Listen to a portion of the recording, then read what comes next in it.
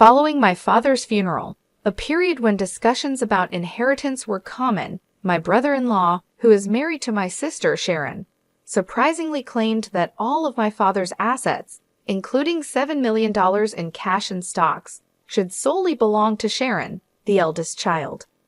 This proposal brought joy to my sister and her husband, yet the lawyer quickly clarified that such a decision wasn't theirs to make. My name is Paul Walker, a 44-year-old sales professional with a wife and 3 kids. My father was a significant shareholder in a company and remained actively involved until his later years. Sharon, my elder sister, has often challenged our parents with her erratic behavior and, even in her middle age, lacks a stable job, choosing to live life on her own terms.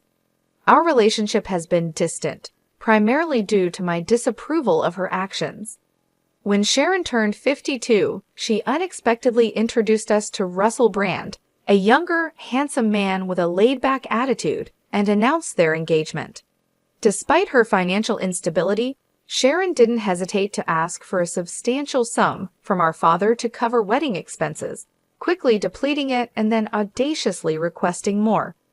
This behavior greatly distressed our father, given her presumptuous attitude towards inheritance. The news of our father's sudden heart attack and subsequent passing deeply affected me. Amidst receiving condolences from friends and relatives, I stepped up to assist my overwhelmed mother with the funeral preparations, while Sharon remained absent, engrossed in her own life. The day following the funeral, as my mother and I were beginning to find solace, a lawyer arrived to discuss my father's will. Unaware of its contents, Sharon and her husband audaciously interrupted, asserting that Sharon was entitled to all of my father's stocks and the $7 million inheritance, leaving my mother and me speechless at their boldness. In a moment filled with anticipation, my brother-in-law jubilantly proclaimed, "We've made it, Sharon.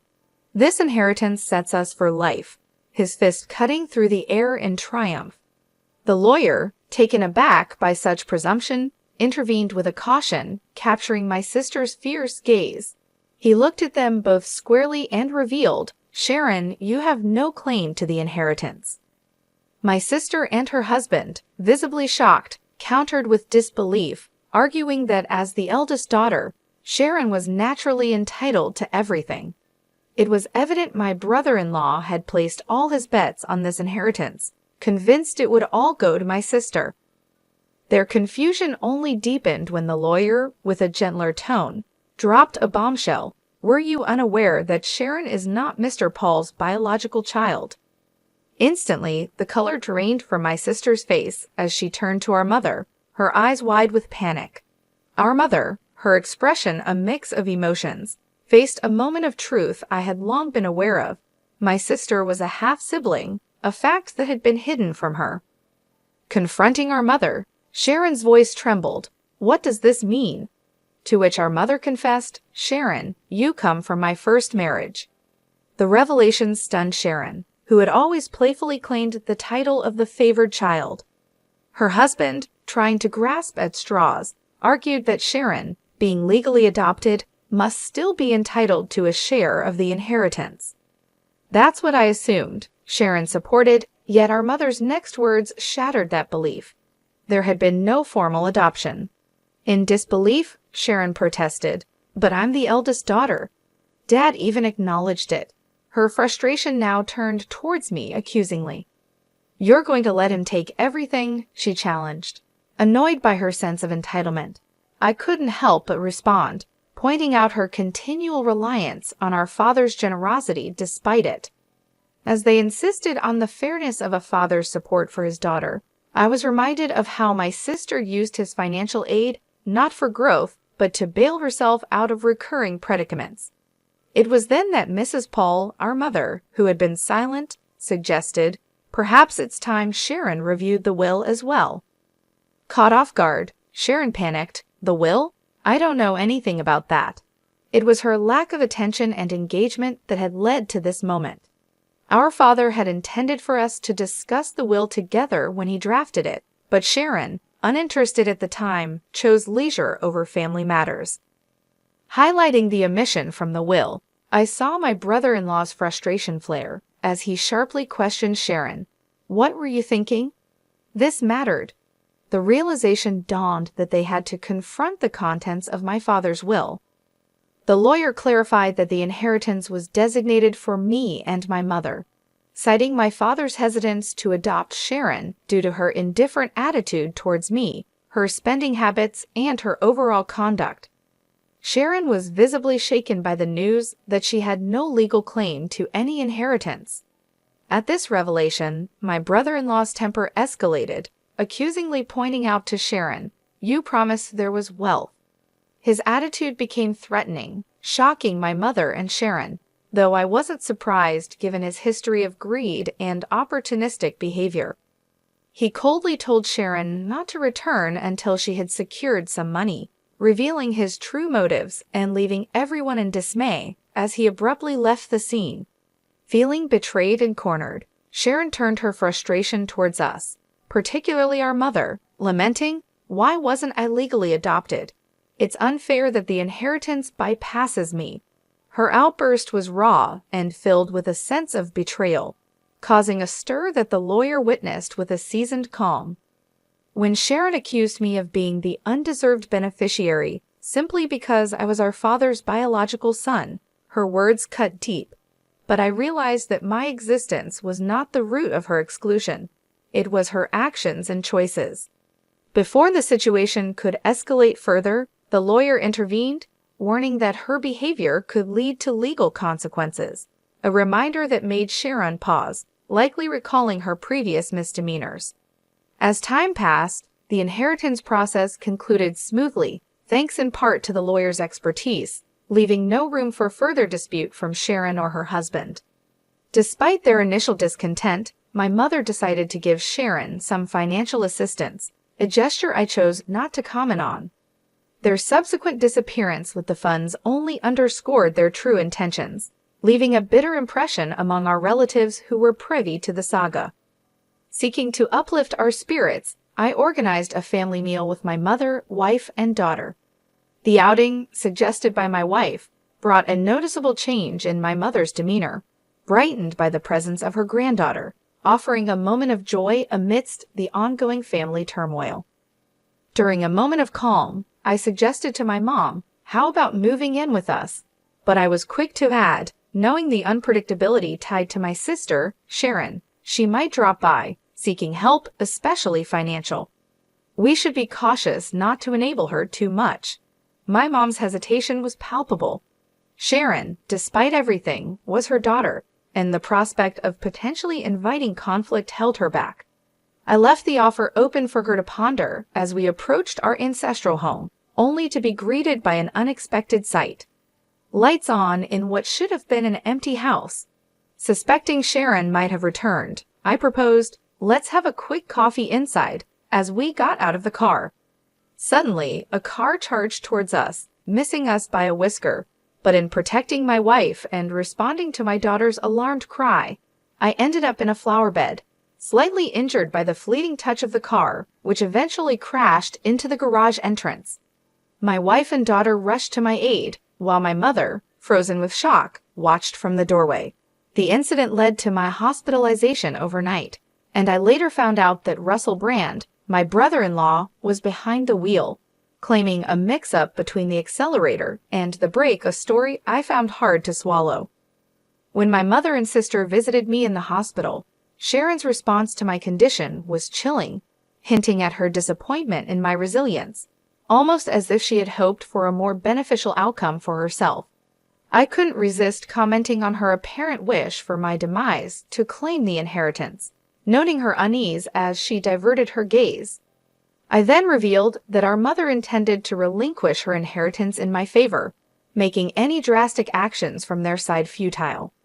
My sister's shock was evident. The concept of foregoing a rightful inheritance seemed alien to her. I further explained that, in preparation and following our father's prudent approach, I had already drafted a will, ensuring my family's future, thus redirecting the inheritance away from our mother directly to them. My sister's plea for a share from the speculated $7 million, under the guise of familial generosity, only highlighted her desperation and misunderstanding of our family's values and intentions. In the aftermath of firmly rejecting my sister Sharon's demand for a substantial share of the inheritance, the atmosphere in the hospital room shifted dramatically. Sharon's demeanor transformed, her face contorting into a visage of pure fury as she physically accosted me, her hands gripping my collar in desperation. "Give me half, I'm your sister," she demanded, her voice laced with a chilling blend of anger and desperation. It was a distressing sight, witnessing her descent into what appeared to be a state of irrationality, driven to the brink by her intense desire for the inheritance. Her actions, so starkly at odds with the values our father held dear, made me regard her with a deep sense of pity and disappointment. "Do you not realize how your greed would have disappointed Dad?" I questioned, hoping to ignite some sense of reason within her. Yet this only served to inflame her anger further, as she made a grab for my throat in a shocking escalation of violence. The situation took a dramatic turn when our mother's voice, tinged with alarm and authority, cut through the tension. Nurses quickly intervened, escorting a visibly shaken Sharon away from me. Despite the turmoil, it was evident that my mother's heart ached for Sharon, her biological daughter, even though Sharon had directed her vitriol towards her as well. Where did I go wrong in raising her? My mother lamented, a question heavy with sorrow and regret that echoed in the sterile hospital corridor. The emotional and physical toll of the incident was soon overshadowed by my mother's deteriorating health. As her condition worsened, my wife and I found ourselves more involved in her day-to-day care, a development that seemed to provoke Sharon's resentment. Her feelings of exclusion were palpable, especially as she confronted the reality of our increased presence in our mother's life.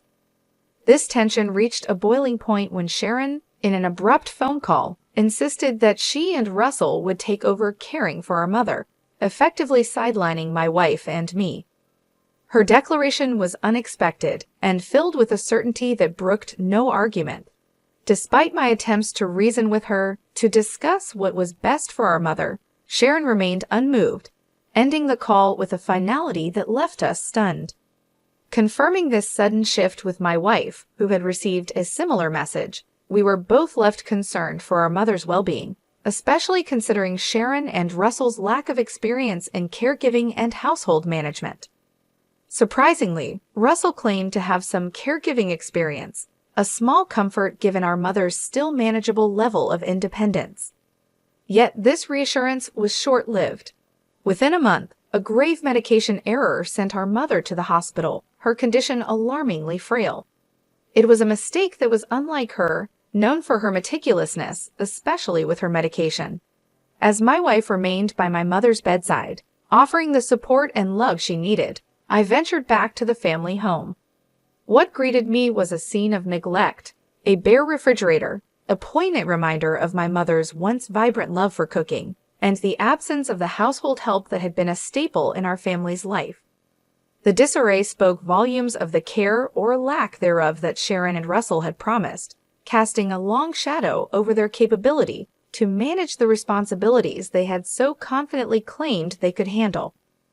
Discovering that a considerable sum of money had been withdrawn from my mother's bank account filled me with regret for ever placing trust in my sister. Despite the safety measures, with her bank card and PIN securely locked away, the funds meant for everyday expenses had nearly vanished, while thankfully, the inheritance remained safe in a separate deposit box. This breach of trust prompted me to collect necessary items for my mother's hospital stay, including her bank card, to address the financial anomaly. Upon discussing the situation with my mother, it became apparent she was oblivious to the mishandling of her bank card. Yet, when the conversation shifted to the medication mishap, a shadow of sorrow crossed her face as she admitted it was Russell, my brother-in-law, who had prepared it. The suggestion that Sharon should no longer be welcomed into the house seemed more urgent than ever. My mother's condition and the chaotic state of our home were alarming. "Mom, you need to stay with us," I insisted, envisioning a peaceful home for her recovery. Despite this, her health worsened, possibly exacerbated by stress, leading to her untimely demise. The somber task of arranging her funeral revealed a grim reality. The family home was stripped of its valuables, a testament to my sister and Russell's relentless greed. The emptiness of the house mirrored my feelings of shock and betrayal, fueling a resolve to seek justice for their egregious actions. The aftermath of my mother's funeral set the stage for a meeting with the lawyer, where my sister audaciously claimed her entitlement to our mother's inheritance. Her confidence wavered as the will was read, revealing her exclusion from any inheritance, a directive from our father reflecting his final wishes. Russell's outrage at this revelation only compounded the tension, his frustration manifesting in a destructive outburst. Amidst his tirade, I confronted him with a pressing question, one that hinted at a dark suspicion. "Russell, did you attempt to harm my mom?" The gravity of the situation hung in the air, marking a pivotal moment in our family's saga. As we awaited his response, the truth of their actions poised to come to light under the scrutiny of the law. As I squarely faced him, Russell returned my inquiry with a look of irritation. "I've done nothing wrong," he defensively claimed when questioned about the medication error. His annoyance was palpable, emphasizing their fixation on the inheritance rather than the well-being of our mother. Sharon, losing any semblance of calm, chimed in, outraged at the prospect of being left out of the inheritance. Her reaction betrayed her motives. It wasn't concern for our mother that drove her, but rather the hope of solving her financial woes with the inheritance. "Is it true that I'm getting nothing?" She demanded an explanation from the lawyer, her voice a mix of disbelief and desperation. The lawyer began to outline the specifics of the inheritance distribution, taking into account the funds Sharon had prematurely withdrawn and the value of the items she had sold. The end result left little to nothing for her, a revelation that left her visibly frustrated. I couldn't help but interject, highlighting that this outcome was the result of careful legal consultation. "That can't be all that's left," Sharon muttered, a clear indication of her disillusionment with the reality of her financial dependency on our parents, never having to face the struggles of earning a living. My disappointment in her turned to anger. "Mom thought you'd look after her, but instead, you just took her money and left her alone," I accused, unable to hide my disdain for her actions. Sharon retorted, demanding evidence of the expenses incurred for our mother's care. I challenged her to justify the spending, extending my hand for the receipts, knowing full well she had none. I don't have them," she stammered, her confidence waning. The lawyer underscored the importance of such documentation, leaving Sharon at a loss for words. Russell then tried to appeal to my sense of family, urging me to support Sharon despite everything. But my resolve was unshaken. Their desperation was evident, and Russell's admission that Sharon would have inherited everything if their plan had succeeded only added to my suspicion of their true intentions. "What do you mean by that?" I pressed, seeking clarity on his revealing comment, ready to uncover the extent of their schemes. As the tension in the room escalated, Russell inadvertently made a comment that shifted the atmosphere drastically, revealing their true intentions. "Because of this guy, things never go right. I was expecting a new car out of this deal, but now I'm stuck with just enough for some repairs," he lamented, not realizing the weight of his words. My sister, Sharon, attempted to intervene, perhaps to salvage the situation, but the damage was done. The lawyer, seizing the moment, underscored the gravity of Russell's admission. "That's a serious allegation, akin to fraud," she observed, barely concealing a smile as she eyed the couple. Her next revelation caught them off guard. "This meeting has been recorded, with your consent," she reminded, effectively trapping Russell in his own narrative. Realizing the depth of his blunder, Russell's confidence deflated. Seizing the moment, I informed him of my intentions to press charges for the accident. Russell's attempt to dismiss the threat as baseless was quickly undermined by his own words, now recorded evidence. The situation spiraled for them as Sharon, overwhelmed by the turn of events, berated Russell for his carelessness, despairing over their predicament. In the aftermath, Russell faced criminal charges, his prior misdeeds compounding the legal action against him, leading to his arrest. Sharon, implicated for her role, received a milder sentence due to her lesser involvement. Facing financial ruin, she reached out to relatives for support, only to be met with rejection, a consequence of her actions and their fallout. As for me, witnessing the unraveling of my sister and brother-in-law's schemes brought a complex mix of vindication and sorrow. The path they chose not only led to their downfall, but also strained familial bonds, leaving a lasting impact on all involved. I kept on working hard, choosing not to depend on any inheritance. Instead, I found comfort and a bit of joy in the dividends that came from my investments in stocks, considering it a small but satisfying reward for my efforts.